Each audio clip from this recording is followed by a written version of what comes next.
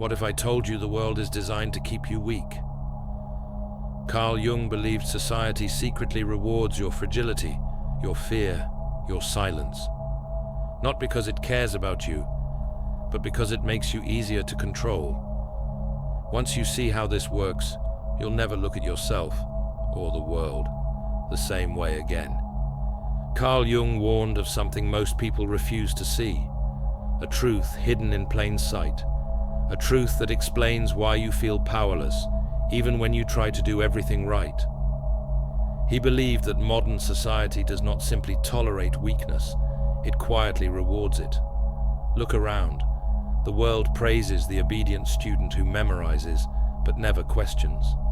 The workplace promotes the agreeable employee who stays silent, rather than the one who challenges flawed decisions. Families label the child who resists unfair treatment as difficult, while the child who submits is praised as good. This pattern is not an accident, it is the structure of control. Jung saw that societies are built to keep order, and order thrives on predictability. But here is the disturbing paradox. Predictability is not created by strength, it is created by weakness. A strong person is dangerous to the system because they are independent, unpredictable, and unwilling to be molded.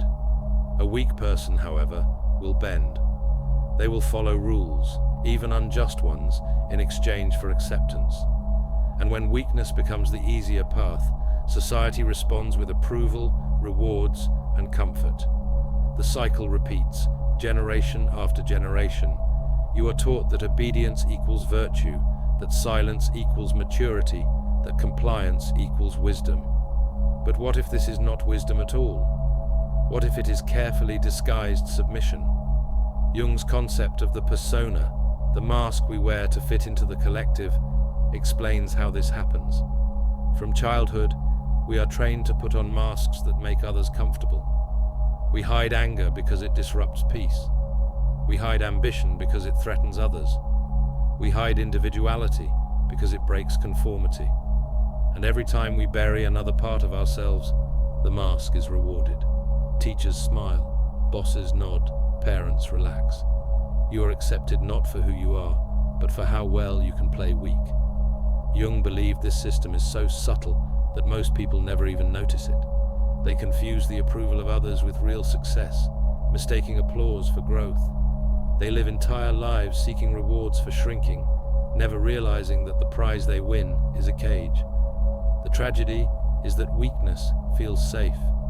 The weak are rarely challenged, rarely opposed, rarely forced into the fire of becoming more. But the price of safety is enormous. You trade away your strength, your authenticity, your destiny, all for a handful of social approval. And the scariest part? You feel good about it, because society tells you that you are good. Jung saw this as one of the greatest traps of the human condition, the unconscious bargain where we surrender power in exchange for comfort.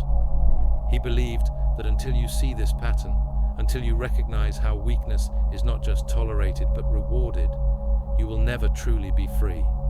Because how can you resist a system you cannot even see? Jung's warning becomes even more disturbing when you realize that the rewards for weakness are not random. They are part of a system designed to keep people in line.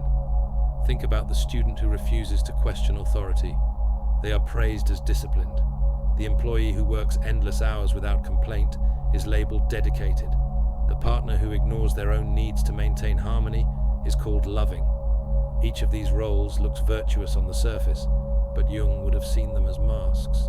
The mask hides the real self, the shadow that longs for freedom, strength, and authenticity. Yet because the mask is rewarded, people learn to identify with it so completely that they forget who they really are. This is what Jung meant when he spoke about the collective unconscious shaping our lives. The collective demands conformity, and in return, it gives you comfort. But this comfort comes at the cost of your individuality. The more you conform, the more approval you gain, and the more approval you gain, the weaker you become. The system thrives not on independent thinkers, but on quiet followers. Jung believed that this was not simply a personal issue, but a cultural one. Entire societies are built on reinforcing the same reward system. Media glorifies those who are agreeable and compliant, while ridiculing those who question too much.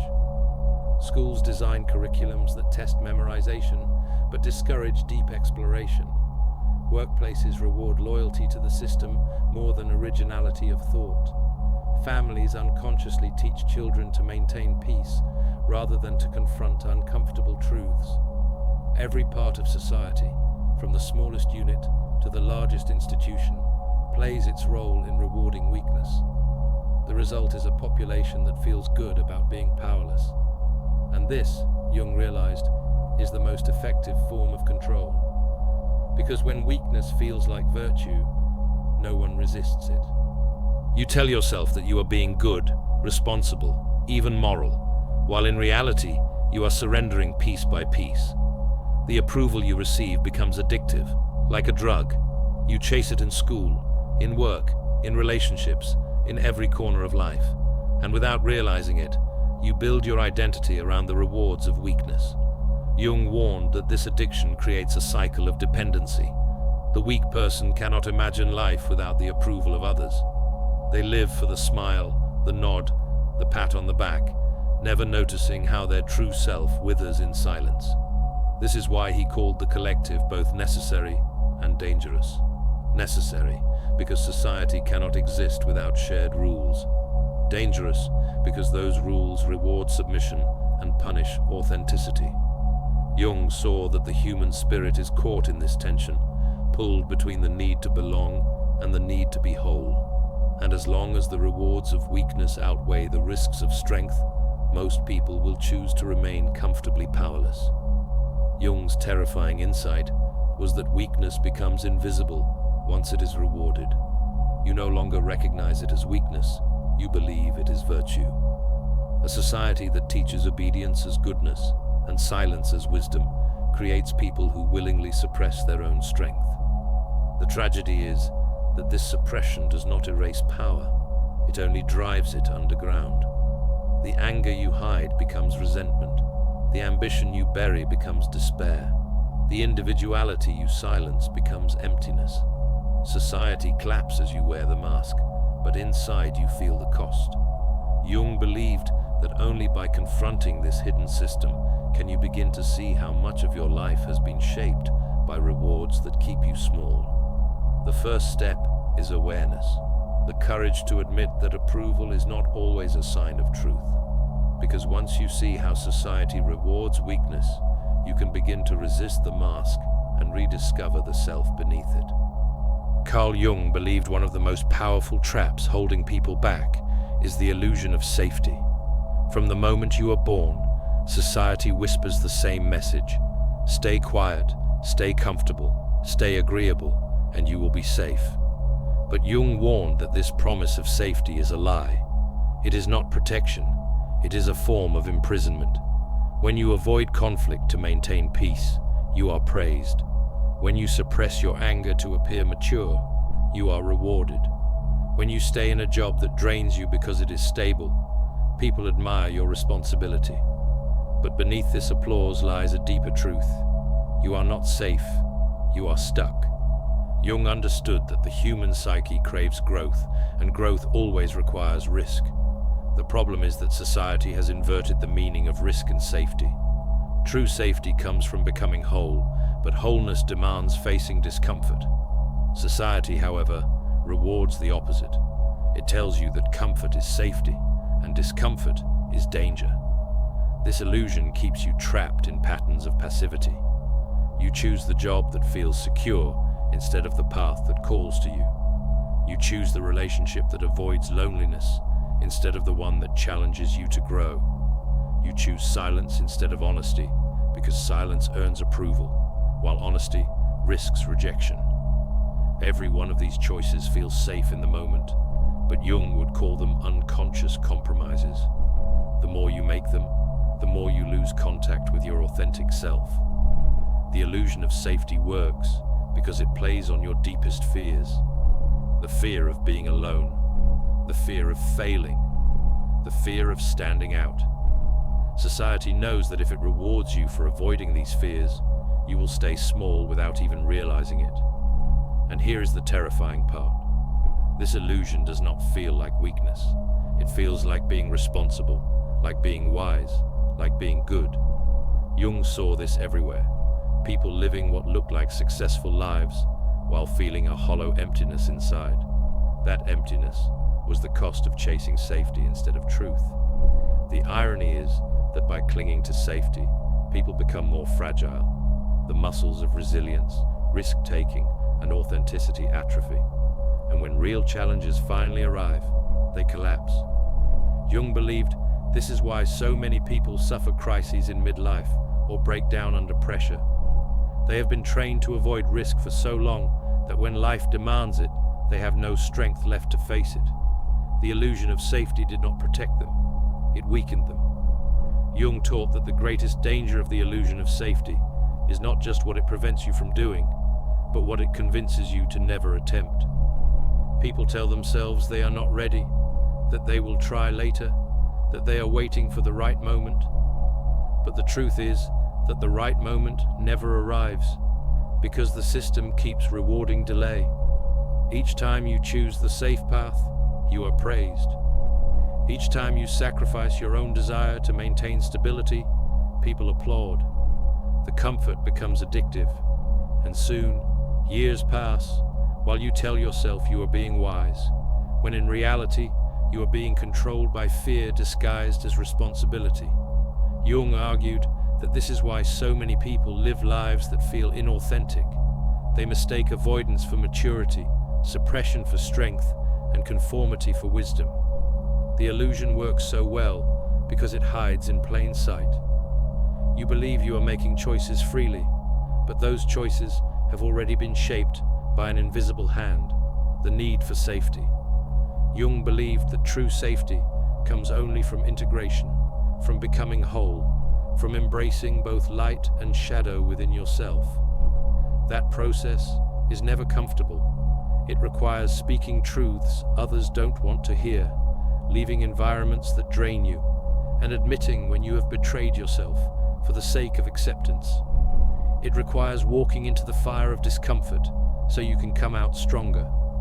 The paradox is that society warns you away from this path by labeling it dangerous. If you speak up, you risk losing approval. If you pursue your dream, you risk failure. If you stand alone, you risk rejection.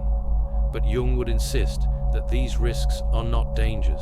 They are the gateways to real strength. What looks dangerous to the collective is often the very thing that leads to authenticity. And what looks safe to the collective is often the very thing that robs you of your life. The illusion of safety is powerful because it feels good. It soothes, it comforts, it makes you believe you are protected. But every comfort you accept without question is another chain around your potential. Jung wanted people to see that the real danger is not in risk, but in never daring. Because the person who lives only for safety has already surrendered their freedom.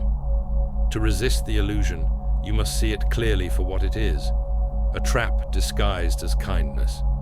And only when you refuse the false reward of safety can you begin to claim the deeper reward of becoming whole. Carl Jung warned that weakness does not just benefit individuals who want to avoid struggle, it benefits entire systems of power. This is where the illusion of safety becomes more than personal. It becomes political, economic, and cultural. Jung understood that institutions thrive when people are predictable, and nothing makes a person more predictable than weakness. A strong individual resists control, asks questions, and disrupts the order. A weak individual follows rules without challenge and accepts authority without thought. This is why weakness is rewarded. It is not just about you fitting in, it is about you being easy to control. Look at the structures around you. Governments encourage dependency by rewarding compliance and punishing dissent. Corporations promote loyalty to the system over originality of thought. Schools train children not to think for themselves, but to repeat answers in the way the system wants. Families, often unconsciously, condition children to keep peace at any cost, teaching them that speaking truth is dangerous. These are not coincidences. They are patterns of control. Jung called this collective possession, the moment when entire groups lose their individuality and think as one. In this state, people do not even realize they are being controlled. They believe they are making their own choices, but those choices have been shaped by a system that thrives on weakness. What is most frightening is how these systems reward weakness while making you grateful for it. When you obey, you are promoted. When you conform, you are praised. When you accept unfair treatment without resistance, you are told you are strong for enduring. But this is not strength, it is compliance dressed as virtue. Jung believed this is how the machinery of control operates, not through open force, but through psychological conditioning. The system convinces you that your surrender is maturity, your obedience is wisdom, and your silence is peace. And because everyone around you plays along, you start to believe it too. This is why Jung's warning is so urgent. He saw that weakness does not stay individual, it becomes cultural. Once a culture learns to reward compliance, it creates generations who never imagine another way. And those generations defend the system as if it is truth itself. They police each other, shame the strong, and celebrate the weak. The machinery of control does not need chains or prisons when it has approval and applause. It only needs you to believe that following is safer than leading, and that staying silent is better than speaking truth. Jung believed the greatest danger of the machinery of control is that it does not appear violent. It appears normal. You do not see chains, you see routines. You do not see oppression, you see rules. You do not see weakness, you see approval. This is why so few people ever resist. They cannot fight what they cannot recognize. The system rewards weakness by giving you comfort, but at the same time, it drains the part of you that longs for authenticity. The more you accept comfort, the less capable you become of real strength. And the system knows this. A population trained to seek approval will never risk rebellion. A culture that confuses obedience with maturity will never question authority. Jung's theory of collective possession explains this chilling phenomenon. When individuals surrender their strength, they merge into a collective identity. They stop thinking for themselves and begin repeating what the group demands. The machinery of control thrives on this merging. It does not need to silence you because you silence yourself. It does not need to punish you directly because others will shame you for daring to be different. This is how entire societies can drift into conformity without a single command being spoken. Jung warned that once a society reaches this stage, individuals begin to confuse the approval of the system with their own inner truth. They believe they are free because they can still make small choices. But the big choices, what to believe, how to live, who to become, have already been made for them. This is not freedom. It is control wrapped in the illusion of choice. And here lies the most dangerous aspect of all. People who are rewarded for weakness defend the very system that keeps them powerless. They mock those who rebel. They attack those who question. They ridicule those who choose a different path. The machinery of control has trained them so well that they become its guardians without even realizing it. Jung saw this as the deepest level of possession, when weakness no longer feels like weakness at all, but feels like morality, responsibility, and even love. And yet, beneath the applause and approval, a quiet despair grows. People feel empty, restless, and unfulfilled, but they cannot explain why. The system has given them everything it promised: safety, comfort, and acceptance.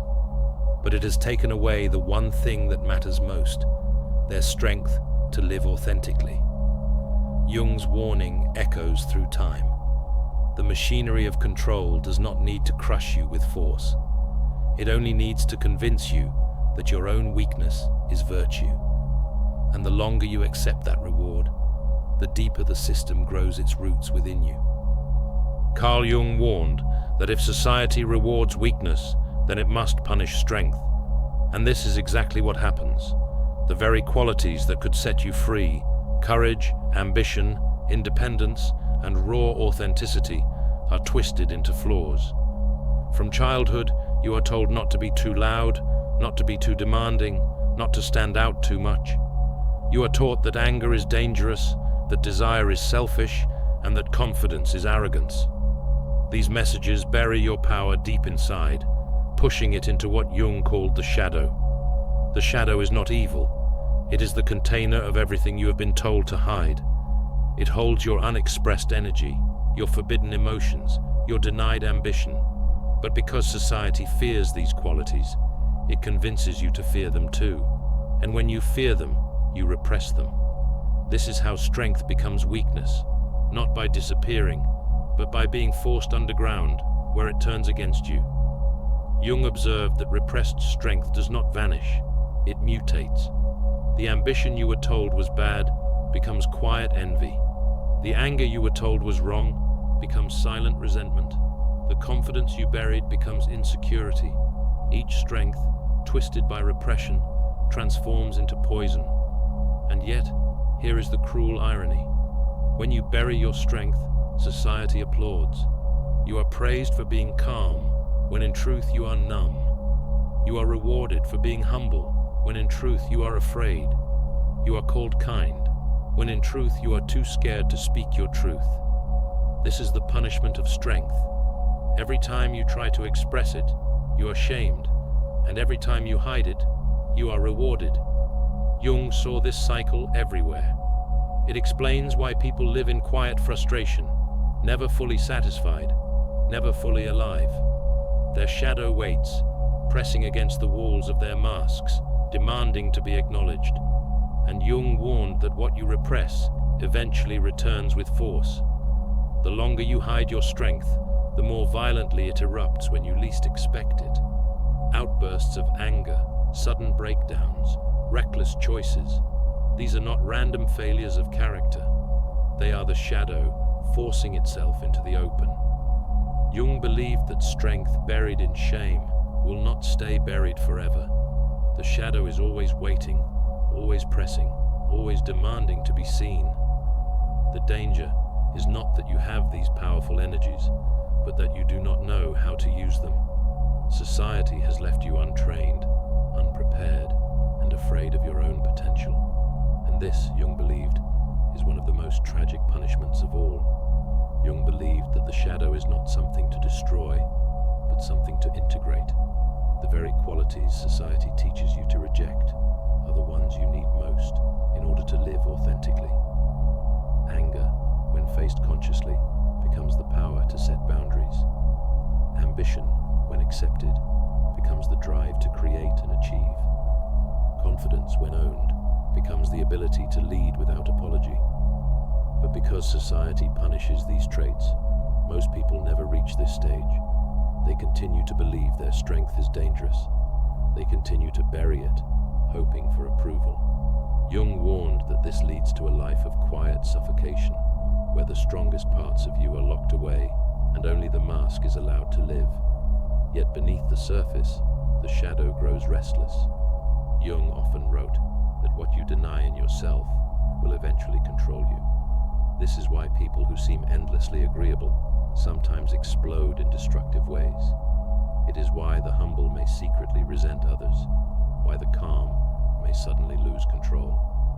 The punishment of strength does not erase strength, it distorts it. And distorted strength can be far more dangerous than expressed strength. The only way forward is to reclaim what has been buried. Jung called this individuation, the process of becoming whole by uniting both the acceptable self and the hidden shadow. But this path is not easy. To integrate your shadow, you must face everything you were taught to fear about yourself.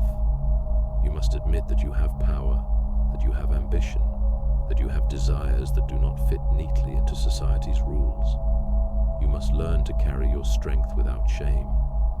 This is where society turns against you most fiercely. The moment you begin to reclaim your power, others will call you arrogant, selfish, or rebellious. They will try to pull you back into weakness because your strength reminds them of what they have buried in themselves. Jung believed this resistance is proof that you are on the right path. If society rewards weakness, then punishment for strength is confirmation that you are moving toward authenticity. The shadow is not your enemy. It is your potential waiting to be claimed. Jung's warning was clear. If you refuse to integrate, Your strength, it will erupt destructively. But if you embrace it, it will transform your life. You will no longer be punished by society's labels because you will no longer need society's approval. You will have found something greater, the courage to be whole. Carl Jung believed that once you see the trap, you cannot go back to sleep. The system that rewards weakness and punishes strength only works when you remain unconscious of it. The moment you recognize it, the illusion begins to break. Jung called this awakening the beginning of individuation, the process of becoming your true self. But awakening is not a comfortable experience. It is a confrontation. You see how many of your choices were not really your own. You see how often you traded authenticity for approval. You see how weakness was praised while your strength was buried in shame. This realization can be painful because it reveals how much of your life has been shaped by fear disguised as virtue. Yet Jung insisted that this pain is necessary. It is the fire that burns away illusion. Awakening means you no longer mistake safety for growth. You no longer confuse compliance with wisdom. You no longer accept rewards that chain you to mediocrity. Instead, you begin to ask dangerous questions. What do I actually want? What am I afraid to admit about myself? What have I sacrificed for the comfort of others? These questions pull you toward a deeper reality, one where strength is no longer an enemy, but a guide. Jung wrote that the privilege of a lifetime is to become who you truly are. But to claim that privilege, you must be willing to lose the false rewards that society offers. You may lose approval. You may lose the comfort of predictability. You may lose the illusion of being safe. But what you gain is infinitely more valuable: the power to live authentically. Awakening is not about rejecting society entirely. Jung knew we cannot escape the collective, nor should we. Instead, it is about learning to live in it without being consumed by it. You begin to participate consciously rather than unconsciously. You choose when to comply and when to resist. You decide when to wear the mask and when to remove it. And most importantly, you begin to see that your strength, once buried in the shadow, is the very energy you need to walk this path. Society may still punish you, but its punishment no longer breaks you, because you have stopped living for its approval. Awakening is terrifying, but it is also liberating. It is the first real step toward freedom. Jung warned that awakening is not a single event, but a process, and each step requires courage. The first battle is with your own habits. You notice how often you silence yourself to avoid conflict. You catch the moments where you act out of fear rather than conviction. Each recognition feels uncomfortable, but this discomfort is a sign of growth. The second battle is with others. People who benefited from your weakness will resist your awakening. They will say you have changed, that you are difficult, that you are selfish. But Jung saw this as proof that you are reclaiming your strength. Their resistance is not about you. It is about the mirror you now hold up to them, reflecting the parts they have buried in themselves. The third battle is with society itself. You begin to see how institutions reward conformity and how the machinery of control disguises itself as virtue. And yet, even here, Jung believed there was hope. The very act of seeing clearly is an act of rebellion. When you no longer confuse comfort with safety, the system loses its hold over you. Awakening does not make life easier, it makes life real. Jung described individuation as the path of wholeness, a path where you integrate both the light you show the world and the shadow you once feared. This integration creates resilience. You are no longer fragile because you are no longer split in half. You carry your ambition without shame, your anger without destruction, your desire without guilt. You become dangerous to the system, not because you harm it, but because you no longer need it to define you. Jung saw that a single awakened individual can change more than themselves. They become a spark that shows others what is possible. The system thrives on silence, but the presence of someone authentic disrupts the silence itself. It inspires, it challenges, and it exposes the emptiness of false rewards. Jung's terrifying warning was not meant to paralyze you with fear, but to push you toward responsibility. Because once you see the trap, the choice is yours. You can retreat into comfort and remain weak, or you can step into the fire of authenticity and awaken to your full strength. But here is where Jung's warning connects with something even darker. He believed most people will never take this path, not because they cannot, but because they refuse to think for themselves. This is where Jung's ideas meet the philosophy of Friedrich Nietzsche, who argued that society is built on a hidden agreement. The majority will choose obedience over truth. The terrifying question is, if Jung showed us how society rewards weakness, and Nietzsche showed us why most people avoid independent thought, what does that mean for the future of human freedom? In the next video, we dive into Nietzsche's chilling insight on why most people will never think for themselves, and why that truth might explain the chains you didn't